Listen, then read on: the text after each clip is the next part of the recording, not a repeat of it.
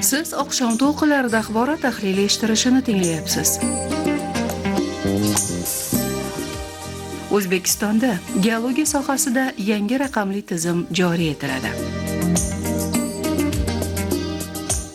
Joriy yilning 23-aprel kuni O'zbekiston 2030 strategiyasi doirasida 2025-yil atrof muhitni asrash va yashil iqtisodiyot yili deb belgilangani munosabati bilan muhim loyihaga start berildi. Bu loyiha O'zbekistonda foydali qazilmalar va xavfli geologik jarayonlar uchun integratsiyalashgan boshqaruv tizimini yaratish deb nomlanadi.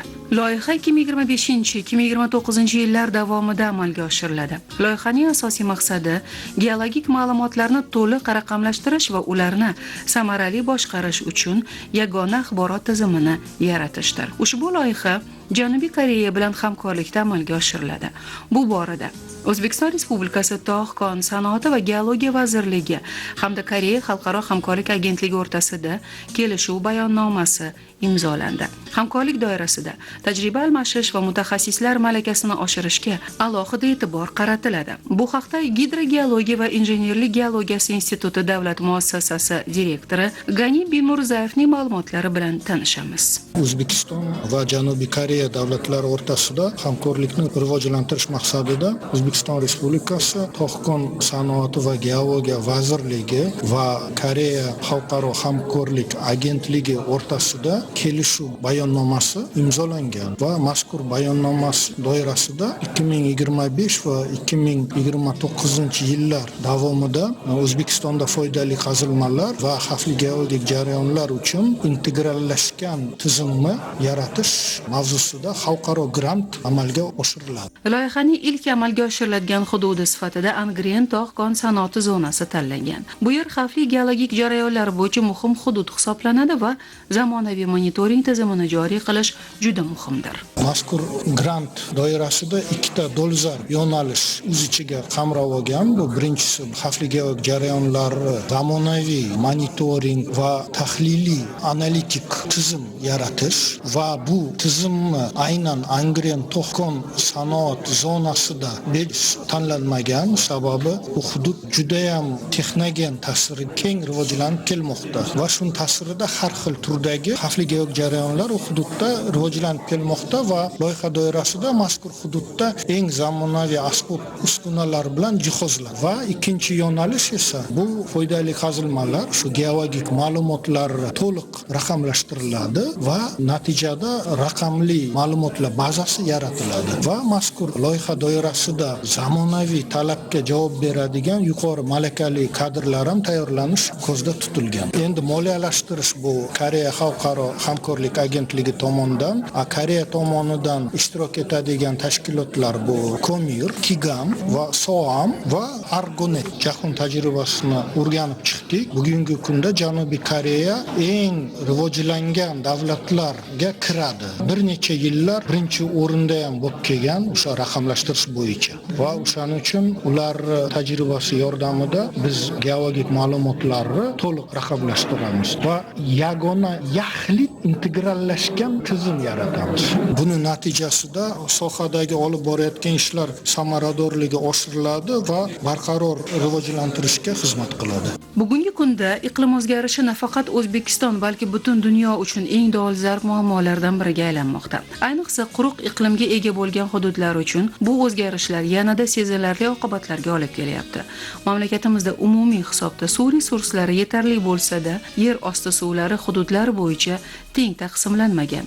Bu ayniqsa suv ta'minotiga muhtoj qishloq joylarda yaqqol ko'zga tashlanadi. Iqlim o'zgarishi natijasida nafaqat bizda, qo'shni davlatlar va dunyoning boshqa davlatlarida ham bu eng bir katta bir muammo bo'lib kelmoqda. Endi bizning hududda nima uchun bu dolzarb? Sababi bizning hudud arid iqlimga ega va arid iqlimda eng katta masala bizda umumiy ma'noda olib qaraganda suv yetarli, lekin hududlar kesimida qarasak, yer osti suvlari teng taqsimlanmagan. Yer osti suvlari asosan o'sha tog' hududlarida juda ko'p miqdorda yer osti suvi shakllanish zonasi deb nomlanadi. Farg'ona vodiysi, Farg'ona, Andijon, Namangan viloyatlari, Toshkent viloyatlari, Qashqar Qashqadaryo tog'li hududlari, Surxondaryo viloyatining tog'li hududlari, Samarqand, Jizzax viloyatlari va Navoiyning tog'li hududlari kiradi. Yer osti suvlarini shakllanish zonasi bo'lgani uchun u hududlarda yer osti suvlari yetarli. Shu bilan bir qatorda o'sha Qashqadaryoni va Surxondaryoni ba'zi bir cho'lli hududlari, Buxoro,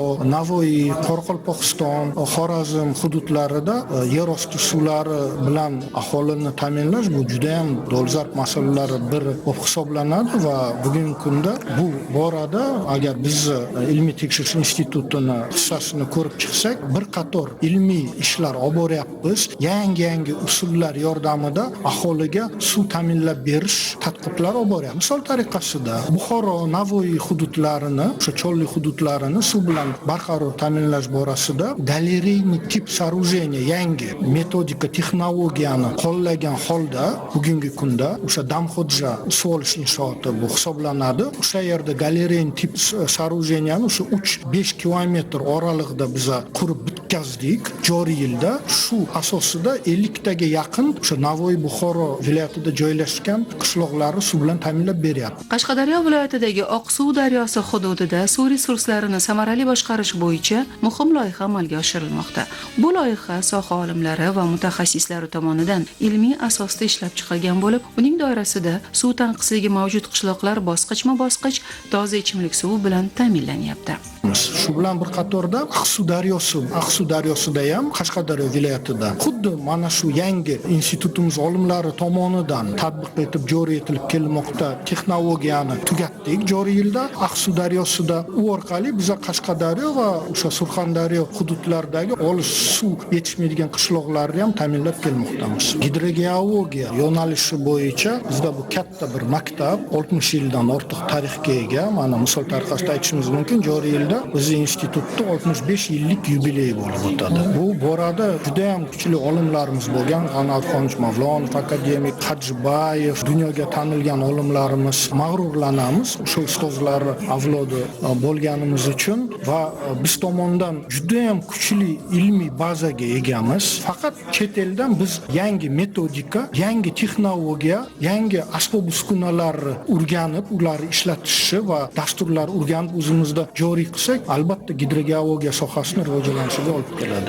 Iqlim o'zgarishlarining salbiy ta'sirini yumshatish va suv resurslaridan oqilona foydalanish bugunning muhim vazifasidir.